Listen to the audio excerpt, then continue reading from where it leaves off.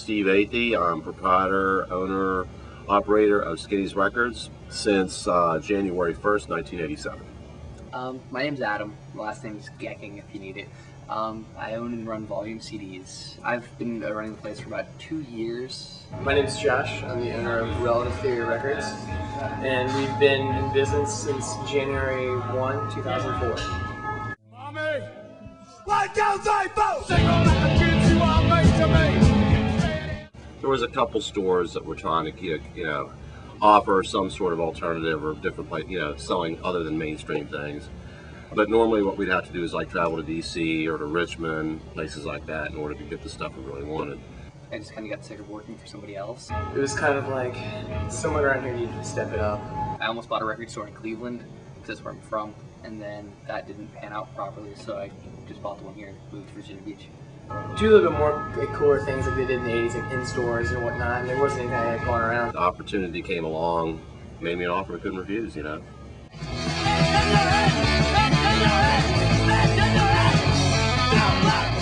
Well, we go for more of like the independent market, and it's just like we go for anything we can that's not exactly mainstream. We're definitely straight through an indie rock store.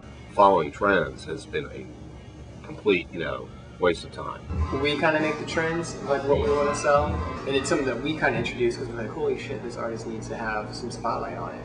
I go for what's popular, but also what we can get away with selling that isn't as commercialized as possible.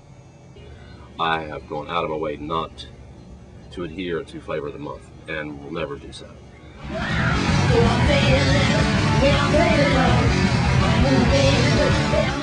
I don't. Okay, I've given up. I like to look at it more like I comply, although in a very reluctant manner. We do the same thing Best Buy does. We put in our email blast, we put it in listening stations. We talk about it. We put it on sale like at $8, $9. So it's our way of competing, but they're just so much more on a grander scale. We get a hold of the record labels and do promotions with them, and it makes it so they sell us the CDs at a reduced price.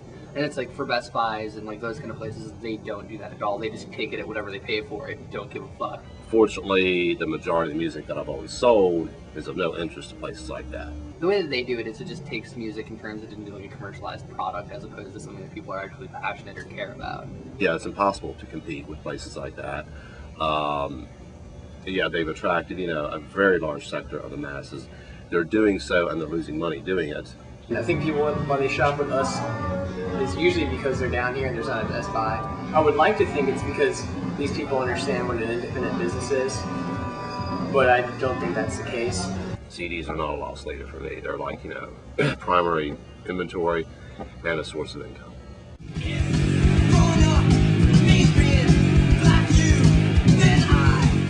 The way I see it is this: if you download a CD, it's stealing. We give downloads away, I'd say 3 times a week on our website. It's making music much more disposable, not as much appreciated. Whole sector that doesn't appreciate the packaging, the artwork, what goes in, to all the nuances of any given release. I would say a lot of our good customers do download, but a lot of them also buy the record. For 2 meals at McDonald's, you can get a CD. Why be fat? Strangely enough, people listen to more music, from what I've read, but they're not purchasing it. I know one thing that we have to do, one thing we as a store are moving into, is developing an online store. I mean, once we get our online store up and running, we're going to offer that kind of stuff as well, just to try to, not necessarily compete, but just to try to break into the other market where we are losing the money. Like I say, until technology can figure out a way to download a t-shirt, I'll still be able to stay in business.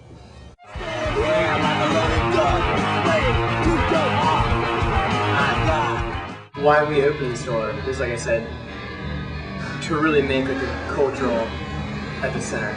We have free shows every weekend. We'll give high school kids their first shot. Go to the shows where I know, oh wow, I'm going to see a lot of the kind of faces I should see. There's music in the area and there's culture in the area, but we need to get people out of their bedrooms. It's more about just getting people involved and getting more stuff going on. It used to be rarely a show of any sort would I miss. I really just want to make my local community support me to carry on and do other things.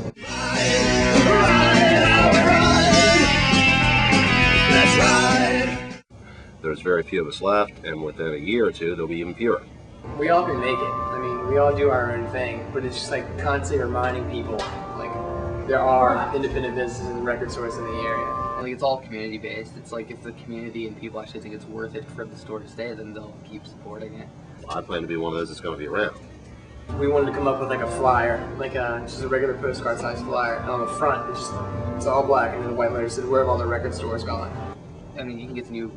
I mean, I don't even know what's new, but you can get like the new CDs at any fucking Best Buy or Tower, FYE, and there's no reason. But it's a matter of wisely making your choices, building up your clientele, holding on to it.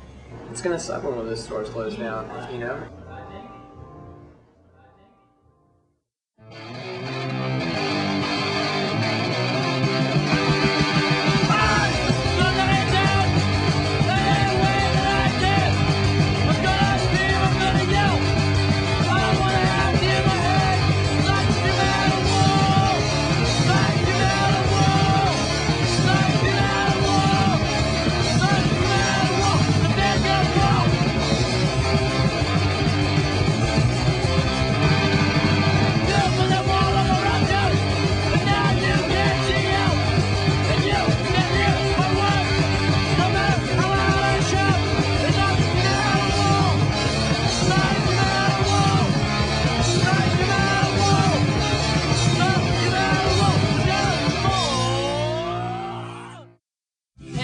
Let's exploit rock and roll to its fullest potential.